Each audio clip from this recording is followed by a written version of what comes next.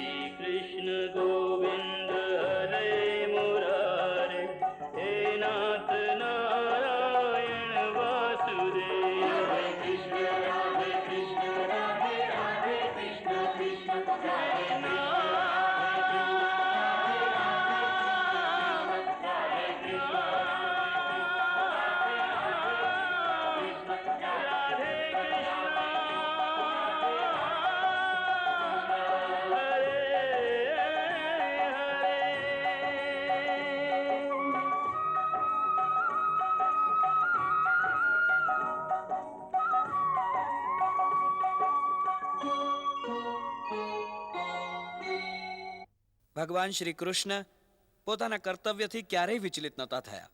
એમના કથનાનુસાર જે મનુષ્યનું કર્તવ્ય છે એ જ મનુષ્યનો ધર્મ છે. એમનું કહેવું છે કે જ્યારે મનુષ્ય એ નક્કી કરી લે કે કઈ સ્થિતિમાં શું કર્તવ્ય છે, શું ધર્મ છે, પછી એ કર્તવ્યનું, એ ધર્મનું પાલન આસક્તિ રહિત થઈને કરે, પછી કોઈ ભાવના, કોઈ આસક્તિ, કોઈ સંશયને કર્તવ્ય પાલનની વચ્ચે ન આવવા દે, ન એ વિચારે કે સફળતા મળશે કે નહીં, ન કોઈ ભાવના, કોઈ સંબંધોની નિર્બળતાને મનમાં આવવા દે, એને જ ભગવાન યોગ પણ કહે છે. એમણે ગીતાના બીજા અધ્યાયમાં એ મહત્વપૂર્ણ શ્લોક કહ્યો છે કે કર્મણ્યેવાધિકારસ્તે મા ફલેષુ કદાચન. કર્મણ્યેવાધિકારસ્તે મા ફલેષુ કદાચન મા કર્મફલ હેતુર્ભમા તે સંગોષ્ઠ કર્મણી. આ શ્લોક પશ્ચાત જે બીજો શ્લોક છે તેમાં એવો કહે છે કે યોગસ્થ કુરુ કર્માણી સંગમ ત્યક્તો વા ધનંજય સિદ્ધ અસિદ્ધ્યો સમો ભૂત્વા સમત્વ યોગ ઉચ્યતે. બીજા શ્લોકમાં એમણે કહ્યું છે કે આસક્તિને ત્યાગીને અને જીત હોય કે હાર એમાં સમબુદ્ધિ રાખીને કર્મ કરો તો એને જ યોગ કહે છે. આ જ અનાસક્તિ યોગની જે શિક્ષા શ્રી કૃષ્ણએ અર્જુનને આપી એનું જ ઉદાહરણ એમણે પોતાના જીવનમાં પગલે પગલે પ્રસ્તુત કર્યું. પોતાના દરેક કર્તવ્યને એ પ્રકારે નિભાવ્યું જે દરેક યુગમાં પ્રાણીઓનો આદર્શ બની રહેશે. અર્જુનને તેઓ સખા માનતા હતા, એટલે જ અર્જુન માટે તેઓ કંઈ પણ કરવા તૈયાર થઈ જતા. તો પણ જ્યારે એમણે એકવાર જોયું કે અર્જુનને અહંકાર થઈ ગયો છે, અભિમાન આવી ગયું છે, તો એને એનો અહંકાર અને અભિમાનથી મુક્તિ અપાવવા માટે એમણે એક મોટું કાંડ કર્યું.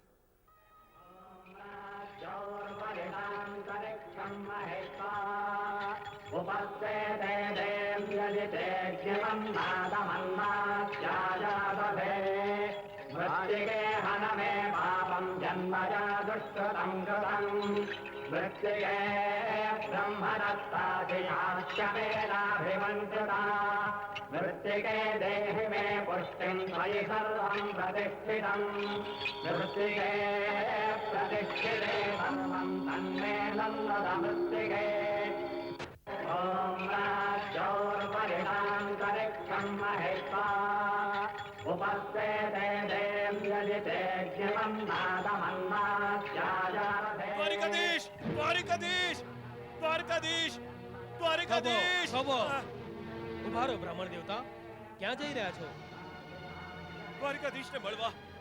મને ન રક્ષો, હું આજ ક્ષણ એમનો સાક્ષાત્કાર કરીશ. દેખાતું નથી બ્રાહ્મણ દેવતા. દ્વારિકાધીશ આ સમયે પ્રજા કલ્યાણ યજ્ઞનું અનુષ્ઠાન કરી રહ્યા છે. પ્રજા કલ્યાણ યજ્ઞનું અનુષ્ઠાન? હા, અને પ્રજા કષ્ટ ભોગવે. મને ન રક્ષો, મને ન રક્ષો. મારી વિપદા યજ્ઞથી ગંભીર છે. મને જવા દો, ખબો. મને જવા દો, ઉભા રહો. મને જવા દો, મને જવા દો, મને જવા દો.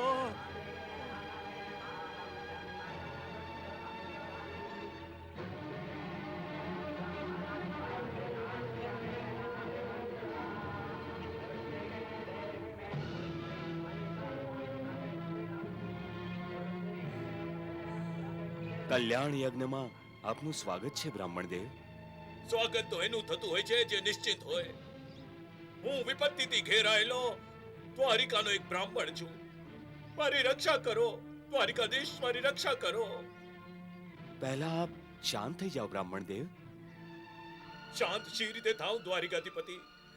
પોતાના નવજાત પુત્રોના અકાળે મૃત્યુની પીડાનો દા લઈને હું આપની પાસે આવ્યો છું. મને શાંતિ શી રીતે મળી શકે? અકાળે મૃત્યુ? હા દ્વારિકાધીશ, હા. યમરાજે મારા 3 પુત્રોને ધરતીનો સ્પર્શ થતા જ ઉપાડી લીધા. હવે તો મને એવું લાગે છે કે આ દ્વારિકાપુરીમાં કોઈ ધનુર્ધારી ક્ષત્રિય નથી બચ્યો જે આમ બ્રાહ્મણોની રક્ષા કરી શકે. એવું શી રીતે થઈ શકે છે બ્રાહ્મણદેવ? એવું થઈ ગયું છે દ્વારિકાધીશ. આપના રાજ્યમાં માતા પિતા જીવિત હોવા છતાં એમના પુત્રોના પ્રાણ હરણ થઈ ગયા છે. અને આપ આ યજ્ઞમાં આહુતિ આપીને ધર્મ પાલનનું નાટક કરો છો. હવે તો મને પૂરો વિશ્વાસ થઈ ગયો છે કે બ્રાહ્મણ દ્રોહી, ધૂર્ત, કપટ અને વિશ્વાસનામાં લપેટાયેલા રાજવંશના કર્મફળને કારણે જ મને પુત્ર શોકનો દંડ મળ્યો છે. આ મિથ્યા આરોપ છે બ્રાહ્મણ દેવતા. મિથ્યા આરોપ? આપ મને મિથ્યા આરોપ કહો છો દ્વારકાધીશ? હું આપના રાજમહેલના દ્વાર પર પોતાના 3 નવજાત શિશુઓના શબ મૂકી ચૂક્યો છું. મારું હૃદય દ્રવિત થઈ ચૂક્યું છે અને આપ મને મિથ્યા આરોપની સંજ્ઞા આપો છો. પરંતુ આ મારા સાંભળવામાં નથી આવ્યું બ્રાહ્મણદેવ. એ શી રીતે બને? હા, એ શી રીતે બને દ્વારકાધીશ? આપના ચાટુકાર સેવકો આ સત્યને આપ સુધી શેના પહોંચાડે? જાણો છો, હિંસક, દુષ્ટ ચરિત્ર અને અજીતેન્દ્ર રાજાને સ્વામી માનીને પૂજવા વાળી પ્રજાએ પણ મારી જેમ જ દુઃખોનો સામનો કરવો પડે છે. એમના દ્વાર પર સંકટોના પહાડ ધસી આવે છે અને એ જ સજા હું પણ ભોગવું છું દ્વારિકાધીશ, હું પણ ભોગવું છું. હવે તો મને એવું લાગે છે કે દ્વારિકામાં ક્ષત્રિય વેશમાં નટોનું સામ્રાજ્ય થઈ ગયું છે. આપ યદુવંશના ક્ષત્રિય હોવાનો ઢોંગ માત્ર કરો છો. વાસ્તવમાં આપ ક્ષત્રિય છો જ નહીં. આ સત્ય છે બ્રાહ્મણ. અસત્ય છે? તો આપ હમણાં આ ક્ષણે ઉત્તર દો કે મારા શિશુઓનું અકાળે મૃત્યુ કોના અપરાધનું પ્રતિફળ છે? જણાવો. ફળ તો કર્મનું નિશ્ચિત હોય છે બ્રાહ્મણ દેવતા. પરંતુ શાસ્ત્ર અને સૂચિનો તો એ જ મત છે કે રાજાના જ કર્મ દોષથી રાજ્યમાં અબોધ બાળકોના અકાળે મૃત્યુ થાય છે. જે રાજાના રાજ્યમાં પિતાની સામે જેના પુત્રનું મૃત્યુ થઈ જાય એ રાજા અધર્મી છે, પાપી છે. પોતાની જીહવા પર અંકુશ રાખો બ્રાહ્મણ. તમે કોને પાપી કહો છો? આજ દ્વારકાધીશ કૃષ્ણને, બીજા કોને? તમે ક્રોધને કારણે ઉચિત અનુચિતનો વિવેક ખોઈ રહ્યા છો બ્રાહ્મણ. અને તમે બધા વિવેકશીલ છો. હા, તમે શ્રી કૃષ્ણને પાપી નહીં કહી શકો. કહીશ, 1000 વાર કહીશ. તમે કોણ છો મારી વાણી પર અંકુશ લગાવનારા? હું દ્વારિકાપતિ કૃષ્ણનો સખા છું. મારા કાન કૃષ્ણની નિંદા સાંભળવાને અભ્યસ્ત નથી. સખા, સખા અર્થાત ચાટુકાર. હવે તમે સીમાનું ઉલ્લંઘન કરો છો બ્રાહ્મણ. સંભવતઃ તમે મને જાણતા નથી. તમારા વિશે જાણીને શું કરીશ હું? કોઈ મારી રક્ષા કરે તો હું એને જાણું ને. તો ચાલો, હું તમારી રક્ષા માટે તૈયાર છું. અરે તમે શું કરી શકવાના મારી રક્ષા? જ્યારે કૃષ્ણ જ આ યજ્ઞનું બહાનું બનાવી પોતાના કર્તવ્યથી મોહ છુપાવે છે, તો તમે શું કરી શકવાના યમદૂતોનું? મને ખોટું આશ્વાસન ન આપો. સારું છે કે તમે અર્જુનને નથી જાણતા, નહીં તો આ બધું ના કહેત. હું પોતાની આજ ભુજાઓથી એકવાર સાક્ષાત મહાકાળ ભગવાન શંકરને તૃપ્ત કરી ચૂક્યો છું બ્રાહ્મણ. તો આ યમદૂતોની શી વિસાદ છે? હું સંસારનો સર્વશ્રેષ્ઠ ધનુર્ધર છું. હશો? શું આપને માટે આટલું જાણવું પર્યાપ્ત નથી? અરે વાતો કરનારા તો મેં ખૂબ જોયા છે અર્જુન. કોઈ કાર્ય સિદ્ધ કરી શકે તો હું એને સાચો માનું. હું તમારા સંતાનની રક્ષા માટે વચનબદ્ધ થાઉં છું બ્રાહ્મણ. હું કરીશ તમારી સુરક્ષા. અને જો એવું ન થયું, તમે મારા પુત્રોની રક્ષા ન કરી શક્યા, તો પછી શું કરશો? તો હું કુંતી પુત્ર અર્જુન આ યજ્ઞની અગ્નિને સાક્ષી માનીને પ્રતિજ્ઞા કરું છું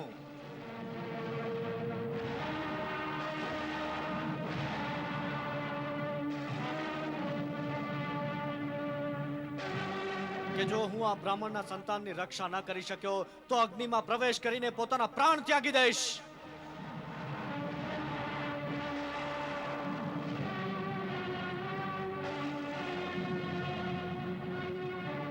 કાળને પોતાની જ ગતિએ ચાલવા દો પાર્થ. નહીં મધુસૂદન, નહીં. હું મારી સમક્ષ આપની નિંદા નહીં સાંભળી શકું. હા, પોતાના પ્રાણ અવશ્ય આપી શકું છું. હજી મારા ગાંડીવનો ટંકાર ત્રિભુવનને કંપિત કરી દેવાની ક્ષમતા ધરાવે છે જનાર્દન. આપ નિશ્ચિંત થઈને યજ્ઞ પૂર્ણ કરો. એ તો ઠીક છે, પરંતુ શું તું આ બ્રાહ્મણની રક્ષા કરી શકશે? અવશ્ય. આપ આજ્ઞા આપો. હું આ બ્રાહ્મણના ઘરે જાઉં છું. ચાલો.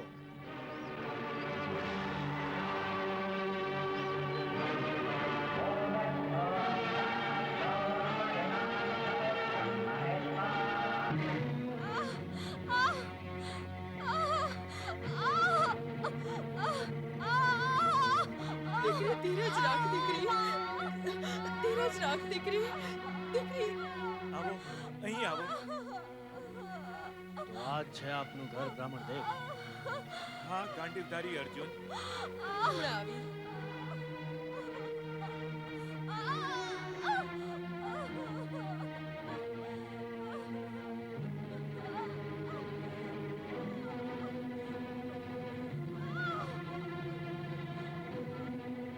કેમ છે મારી પત્ની માસી?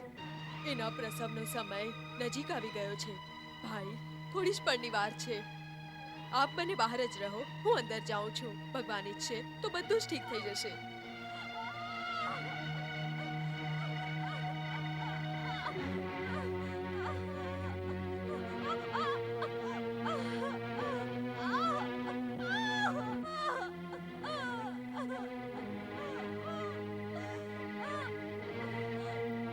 હે ગાંડીવધારી અર્જુન, મારી આપને વિનંતી છે કે આપ આપની શક્તિ અને સામર્થ્યથી મારા સંતાનની રક્ષા કરજો. નિશ્ચિંત રહેજો બ્રાહ્મણ દેવતા, કોઈ ચિંતા ન કરો. હિંમત રાખ દીકરી, હિંમત રાખ, હિંમત.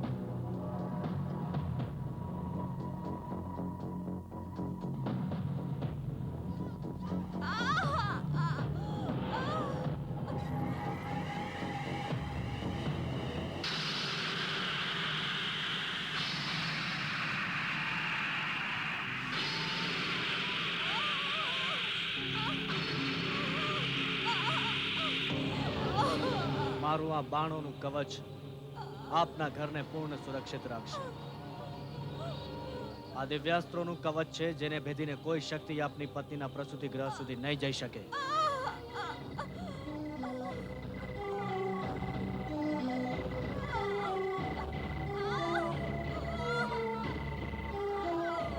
પરંતુ જેમ કોઈ આ કવચને ભેદીને પ્રવેશ નહીં કરી શકે, એમ જ આ કવચની બહાર પણ કોઈ નહીં જઈ શકે.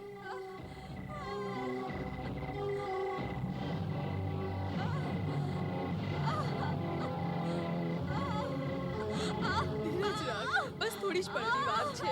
ધીરજ રાખ દીકરી.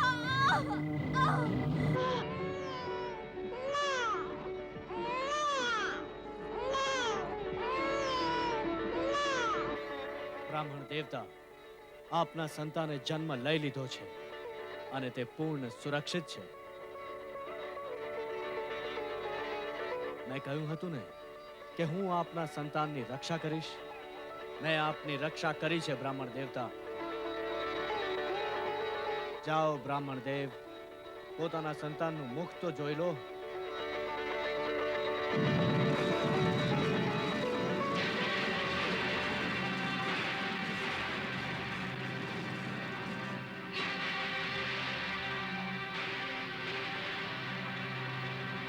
સાવધાન, કોણ છે ત્યાં?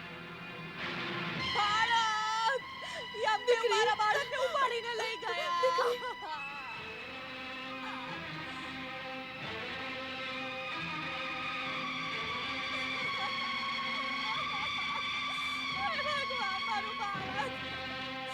હું જીવિત નથી રહેવા માંગતી.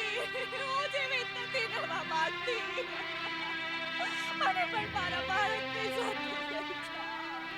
મારું બાળક, મને પણ મારા બાળકની સાથે લઈ જાઓ. મને મારું બાળક આપી દો. સાંભળો છો ને મહાવીર? પોતાની વીરતાનો દંભ કરનારા અર્જુન, આ મારી પત્નીનું રુદન છે. સાંભળો, સાંભળો, ધ્યાનથી સાંભળો. મને મારા બાળકની સાથે લઈ જાઓ. ધિક્કાર છે તને, ધિક્કાર છે તારા પરાક્રમને. તું પાપી છે, તારો કૃષ્ણ પણ પાપી છે. આ દ્વારિકા પાપનો એક કુંભ છે, મહાકુંભ છે. અહીં કોઈનું કલ્યાણ નથી થઈ શકતું.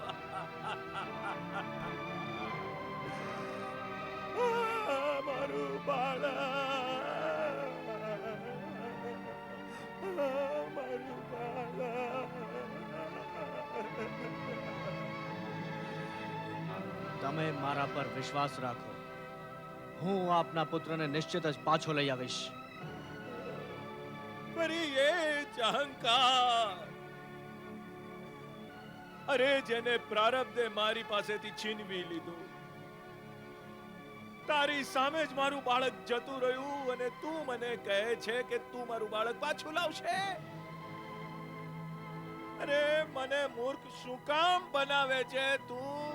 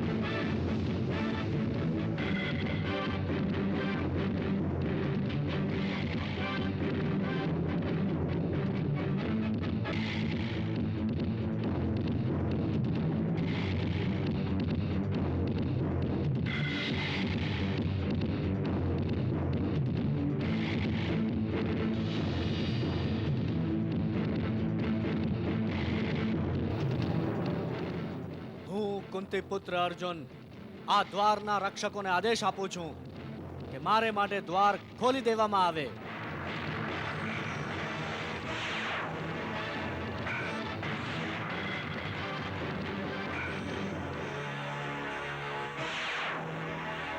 હે માનવ, આ સંયમની પુરીનું દ્વાર છે.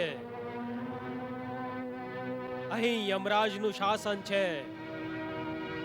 આ સ્થાન મૃત્યુલોકના પ્રાણીઓ માટે વર્જિત છે. અહીં કોઈ સદેહ પ્રવેશ નથી કરી શકતું. તારો તો હજી આ દ્વારેથી પ્રવેશ કરવાનો સમય નથી આવ્યો. એટલે તું હવે પાછો ફર જ્યાંથી તું આવ્યો છે. પરંતુ હું વૈષ્ણવી વિદ્યાનો સ્નાતક છું અને એ જ વિદ્યાને આધારે હું અહીં સુધી આવ્યો છું. તમારે મારે માટે દ્વાર ખોલવા જ પડશે. સંયમની પુરીના દ્વાર યમરાજની આજ્ઞા વગર નથી ખુલતા. એટલે તું ત્યાં પાછો ફર જ્યાંથી આવ્યો છે. હું એ બ્રાહ્મણ પુત્રને લીધા વિના પાછો નહીં જઈ શકું, જેને મેં આકાશમાં ઉડતો જોયો હતો. દ્વાર ખોલી દો. હઠ ન કર માનવ, હું ફરી કહી રહ્યો છું, જ્યાંથી આવ્યો છે ત્યાં પાછો ફર. આ દ્વાર નહીં ખુલે, નહીં ખુલે આ દ્વાર.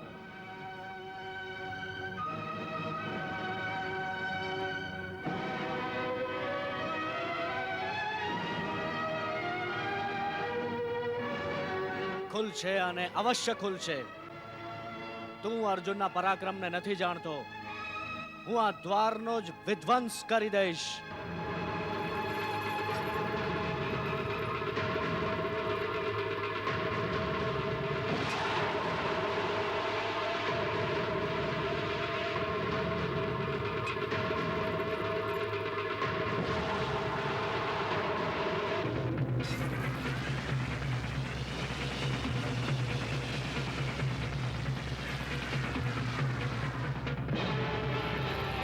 હવે હું વિવશ થઈ ગયો છું બ્રહ્માસ્ત્ર ચલાવવા માટે.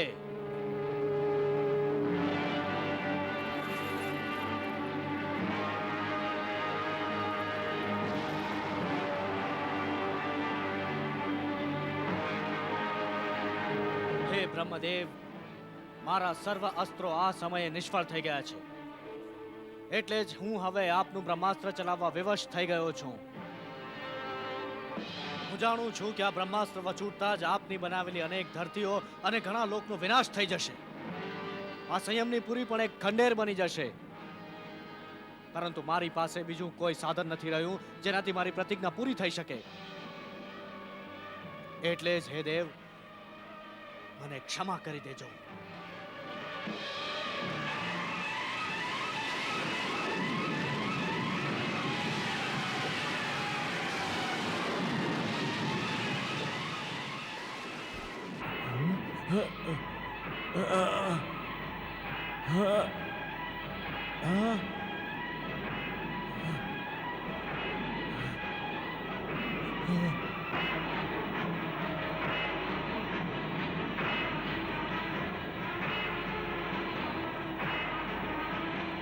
થોભી જા અર્જુન.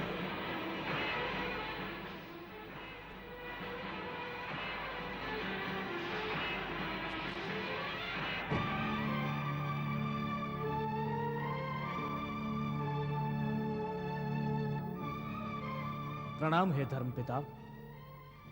તારું કલ્યાણ હો વત્સ. પરંતુ આ શું કરવા જઈ રહ્યો છે? બ્રહ્માની સૃષ્ટિનો વિનાશ? શા માટે? એક બ્રાહ્મણ બાળકને માટે? હે ધર્મપિતા, આ કેવળ એક બ્રાહ્મણ બાળકનો પ્રશ્ન નથી. આ તો મારી પ્રતિજ્ઞાનો પ્રશ્ન છે. અને મારી પ્રતિજ્ઞાની પૂર્તિ માટે જે કોઈ બાધા મારા રસ્તામાં આવે એનો નાશ કરવો મારો ધર્મ છે. ધર્મની વાત કરે છે તો એ કેમ ભૂલી ગયો કે કોઈ એક ધર્મનું પાલન કરવાને માટે એનાથી એ મોટા ધર્મનું બલિદાન ન કરી શકાય. એનાથી એ મોટો ધર્મ? હા, કોઈ પણ માનવને બ્રહ્માસ્ત્ર સમસ્ત લોકના કલ્યાણ અને ધર્મની સ્થાપનાને માટે પ્રદાન થતું હોય છે. આ પ્રકારે પોતાના સ્વાર્થને માટે, સૃષ્ટિનો વિનાશ કરવા માટે તો નહીં. મારા સ્વાર્થ માટે? નહીં તો શું? આ સમયે તું તો કેવળ પોતાના નાના સ્વાર્થને માટે એ મહાવિનાશક શક્તિનો પ્રયોગ કરવા જતો હતો. તારો સ્વાર્થ છે તારી પ્રતિજ્ઞા, અને એ પ્રતિજ્ઞાને પૂરી ન કરવાની કિંમત છે તારા જીવનની આહુતિ. એનો અર્થ છે કે કેવળ પોતાનું એક જીવન બચાવવાને માટે તું કંઈક સૃષ્ટિઓમાં હાહાકાર મચાવવા માંગતો હતો. શું આને ધર્મપાલન કહેવાય? જ્યાં બે ધર્મ અથડાય ત્યાં એ જ માર્ગ અપનાવાય જેનાથી આખા સંસારનું કલ્યાણ થાય. એટલે જ એક મૃત બાળકને જીવિત કરવાની જીદને છોડ અને આ બ્રહ્માસ્ત્રને પોતાના ભાતામાં પાછો મૂકી દે. મેં એની શક્તિ પાછી લઈ લીધી છે. હવે તારે કોઈ કામનું નથી. આનો અર્થ એ છે કે આ અવસ્થામાં મારી સહાય કોઈ દેવતા નહીં કરી શકે. જે દેવતાઓના પણ દેવતા છે એ ભગવાન શ્રી કૃષ્ણ આ સમયે ધરતી પર જ છે. એ જ તારી સહાય કરી શકે છે.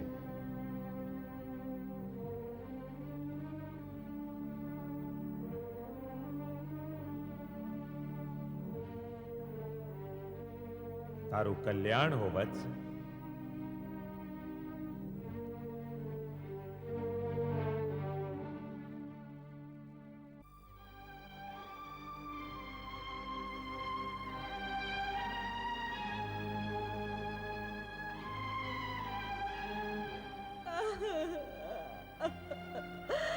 મારું બાળા.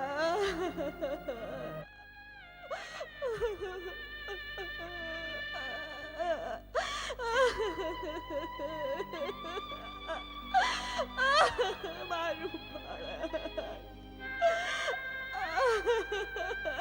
મારું બાળા.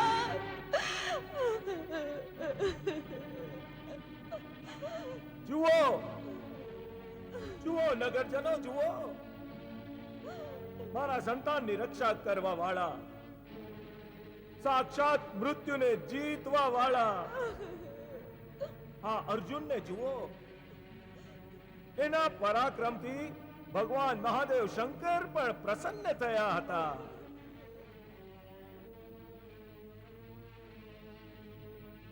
ક્યાં છે મારો પુત્ર? ક્યાં છે મારું સંતાન?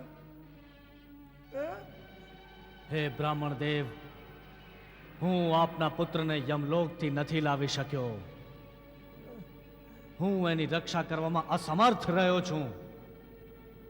ધિક્કાર છે મારા આ ગાંડીવ ધનુષ્યને, ધિક્કાર છે મારા પૌરુષને. હે બ્રાહ્મણ, હું મારી પ્રતિજ્ઞાનું પાલન કરીશ. મને જીવિત રહેવાનો કોઈ જ અધિકાર નથી. હું અગ્નિમાં પ્રવેશ કરીશ.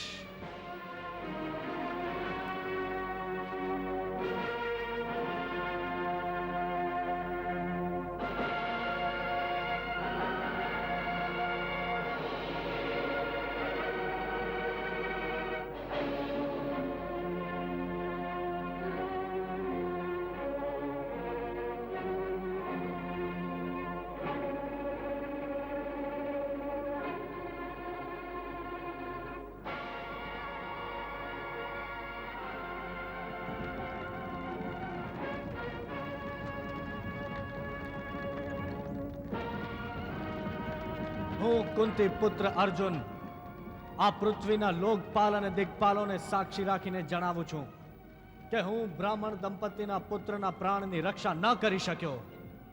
હું પોતાની પ્રતિજ્ઞા પૂરી ન કર્યાનો અપરાધી છું. એટલે આજે હું પોતાના પિતૃઓના માન અને મર્યાદાની રક્ષા માટે સ્વયંને આ અગ્નિને સમર્પિત કરું છું.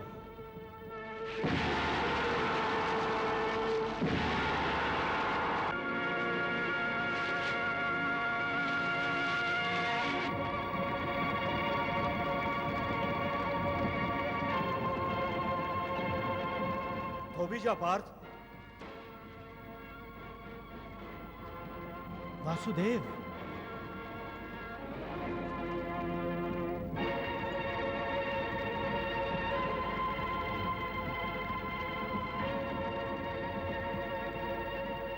મને શું કહીને આમ જઈ રહ્યો છે સખા અર્જુન? હું પોતાના ધર્મ પાલનમાં નિષ્ફળ રહ્યો જનાર્દન. હું જાણતો તો અર્જુન. તો પછી મને પોતાની પ્રતિજ્ઞાનું પાલન કરવા દેજો મધુસૂદન.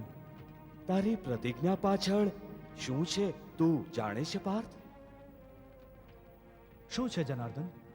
તારો જ આ હું, તારો અહંકાર, બીજું કશું જ નહીં. ભલા કોઈ કાળને લલકારે છે અર્જુન? પરંતુ હું આપની નિંદા પણ તો નથી સહન કરી શકતો. કેમ નથી સહન કરી શકતો?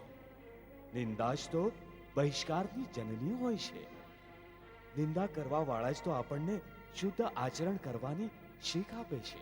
એ ગમે તે હોય મધુસૂદન, કોઈ આપને પાપી કહે એ મને સ્વીકાર્ય નથી. સંસારમાં પાપ અને પુણ્ય બંને સાપેક્ષ હોય છે સખે. અહીં ન કઈ પાપ છે અને ન કઈ પુણ્ય. સર્વ કઈ કર્મનું જ પ્રતિફળ છે. હમણાં તો હું કેવળ એટલું જ જાણું છું કે મને હવે આ સંસારમાં જીવિત રહેવાનો કોઈ અધિકાર નથી.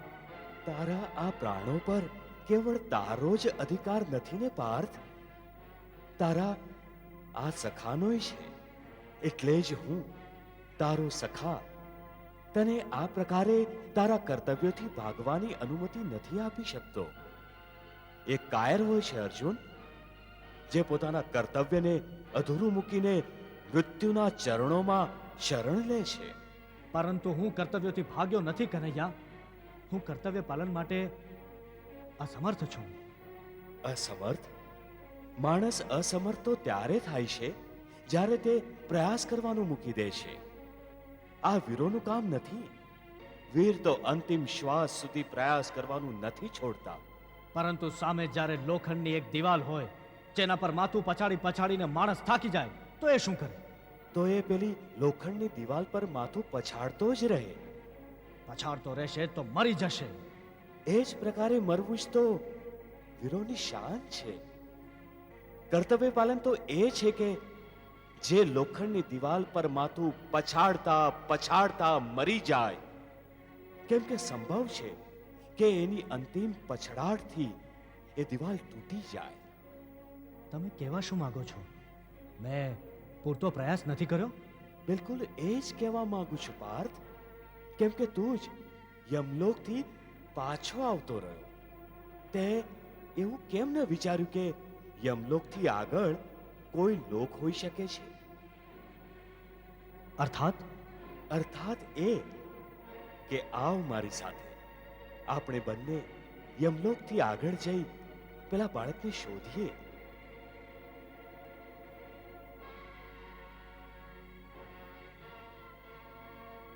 હે બ્રાહ્મણ, મારા સખા અર્જુનમાં તારા પુત્રને શોધી લાવવાનું સામર્થ્ય છે. એ પોતાની પ્રતિજ્ઞા અવશ્ય પૂરી કરશે. તમે ધીરજ રાખો અને અમારી પ્રતીક્ષા કરો. ચાલ અર્જુન.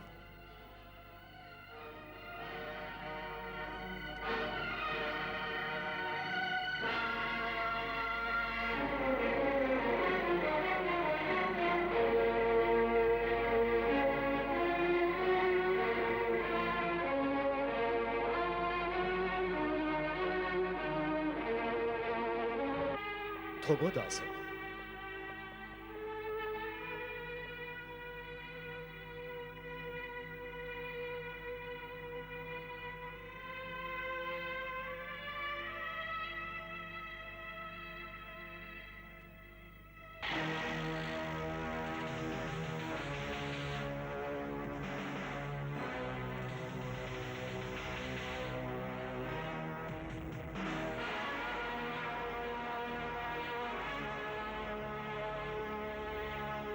દાસવ, તમે અહીં જ રહો.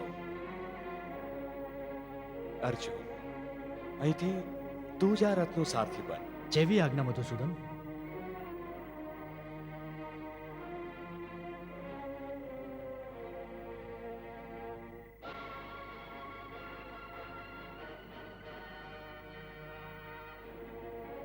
પાર્થ, ચાલો.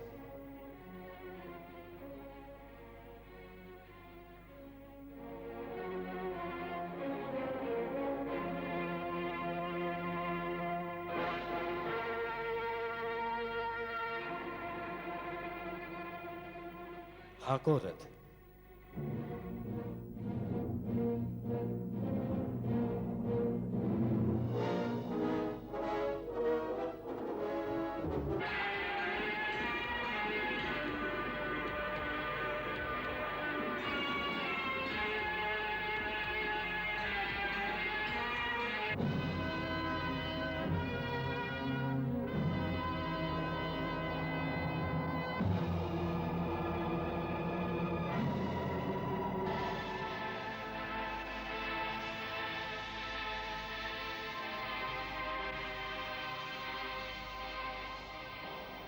ત્યાં જો હવે આપણે 7 પર્વતો પાર કરવાના છે પાર્થ.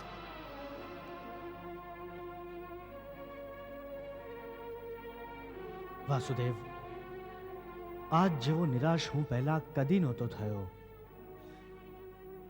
હવે તો મને મારા સામર્થ્ય પર પણ શંકા થવા માંડી છે. હે અર્જુન, હું સર્વશ્રેષ્ઠ ધનુર્ધર છું એવા અહંકારથી જ તું ભ્રષ્ટ થયો હતો એવું સમજ.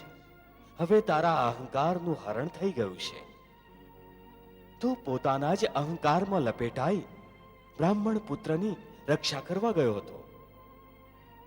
તારી કલ્પના હતી કે તું મૃત્યુને જીતી શકે છે. અરે, તું એ ભૂલી ગયો હતો કે આ સંસારમાં એક જ પરમ સત્ય છે. એ છે મૃત્યુ, જેને કોઈ નથી જીતી શક્યું. ના તું અને ના હું. કદાચ એટલે જ તારા એ અહંકારનું હરણ કરવા માટે યમલોકના દ્વાર તારા માટે નહીં ખુલ્યા અને તારે પોતાના જ અહંકારથી પરાજિત થઈને યમલોકથી પાછા ફરવું પડ્યું. વાસુદેવ, મને વધુ લજ્જિત ન કરો. ચાલો પાર્થ.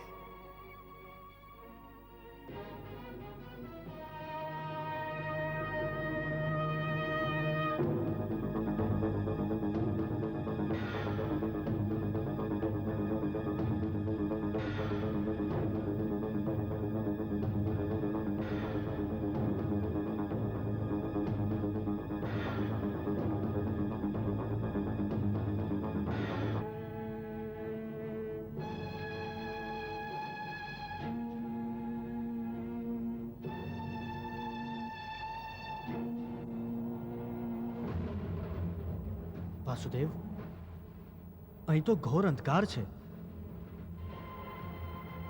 ક્યાંક આપણે માર્ગ ભૂલીને અહીં ભટકી ન જઈએ. આપણા રથના અશ્વને કંઈ દેખાતું નથી.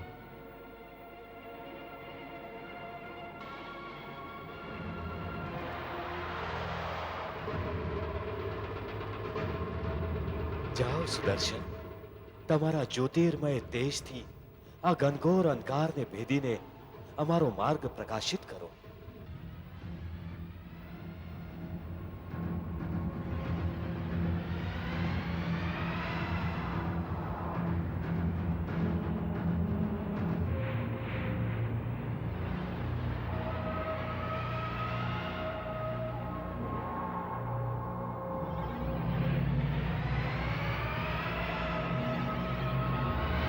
ચાલો પાર્થ.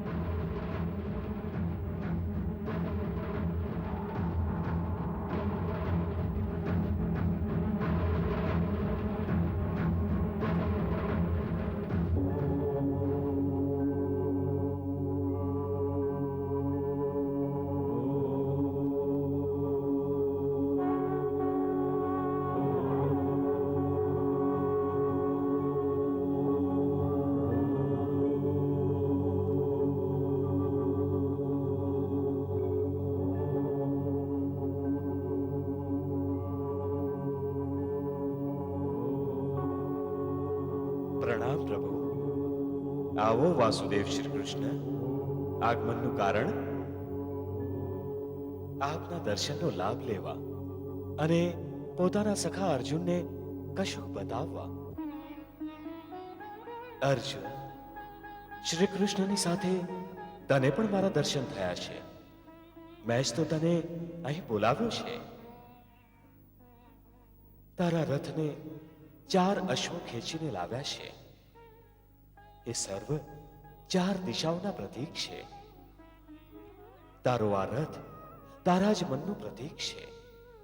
મન પર જ્યારે અંકુશ નથી રહેતો તો તે આ 4 દિશાઓમાં ભટકી જાય છે. અને જ્યારે મનને શ્રી કૃષ્ણ જેવો રથી મળી જાય, અર્થાત અંકુશ મળી જાય, તો એ પોતાની મેળે જ વશમાં થઈ જાય છે. તે જે 7 પર્વત પાર કર્યા છે એ મનુષ્ય જન્મોના પ્રતીક છે. 7 જન્મોમાં માનવ વિના શ્રી કૃષ્ણની કૃપાએ ભવસાગરથી મુક્ત નથી થઈ શકતો.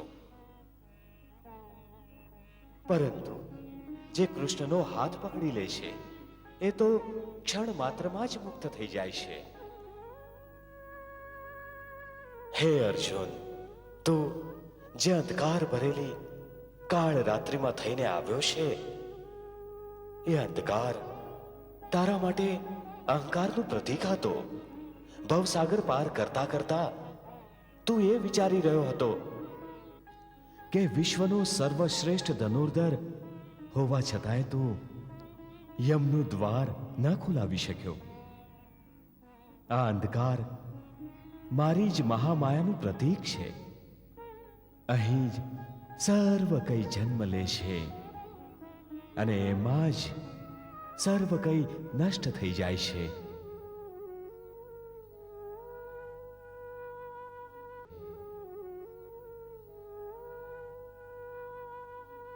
વાસુદેવના સુદર્શને તારો માર્ગ પ્રશસ્ત કર્યો. એ સુદર્શન જ જ્ઞાનનું પ્રતીક છે. તને જ્ઞાન મળી ગયું છે પાર્થ. હે પાર્થ, જેવો તારા એ અહંકારનો લોપ થયો, ક્ષણભરમાં જ તને મારા દર્શન થઈ ગયા.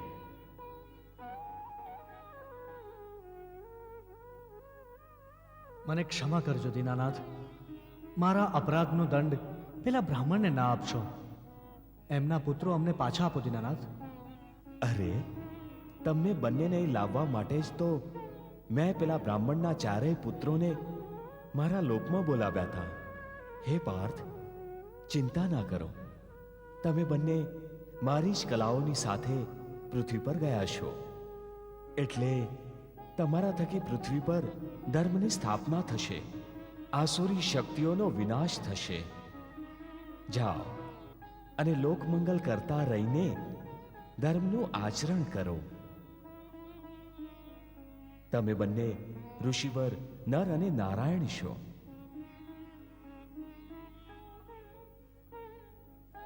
પૃથ્વીલોકના મહાધૂર્ત અધર્મીઓનો સંહાર કરી શીઘ્રાતિ શીઘ્ર તમે બંને મારી પાસે અહીં જ પાછા આવી જશો. યદ્યપિ તમે પૂર્ણ કામ અને સર્વશ્રેષ્ઠ છો, તેમ છતાં જ્યાં સુધી મૃત્યુલોકમાં રહો ત્યાં સુધી ધર્મની સ્થાપના અને લોક સંગ્રહ માટે ધર્મનું આચરણ કરતા રહેવું આવશ્યક છે. જેનાથી સંસારીઓ તમારા સત્કર્મોનું અનુસરણ કરતા રહે. આપને કોટી કોટી નમસ્કાર પ્રભુ. આપને કોટી કોટી નમસ્કાર. લો, અમે તમને બ્રાહ્મણના સર્વ પુત્રો પાછા આપી દઈએ છીએ.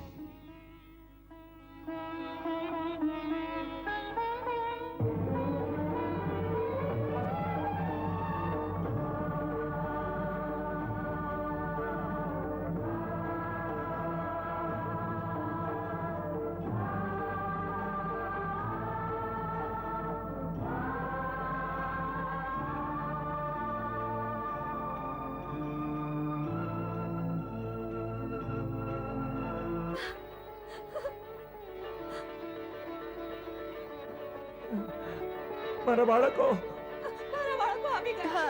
અમારા બાળકો આવી ગયા.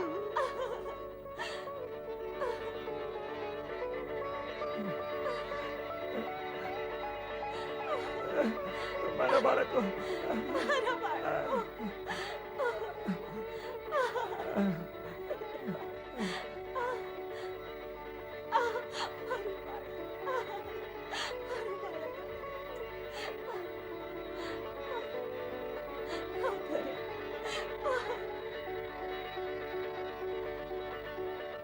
હું નથી જાણતો કે તમે કોણ છો, ક્યાંથી આવ્યા છો, પરંતુ એટલું અવશ્ય જાણું છું, તમે જે છો તે આ લોકના તો નથી. કેમ કે જે કાર્ય તમે કરી બતાવ્યું છે એ આ ધરતીના માનવને માટે અસંભવ છે. અસંભવ. મેં તો પીડિત થઈને આવેશમાં આવીને તમારા પર જે કંઈ આરોપ મૂક્યા, જે કંઈ કટુ શબ્દો કહ્યા, એ શબ્દો મિથ્યા આરોપ હતા. એને માટે આ ગરીબ બ્રાહ્મણને ક્ષમા કરી દો. ક્ષમા કરી દો દ્વારકાધીશ. ક્ષમા કરી દો દ્વારકાધીશ. ક્ષમા કરી દો. ક્ષમા કરી દો.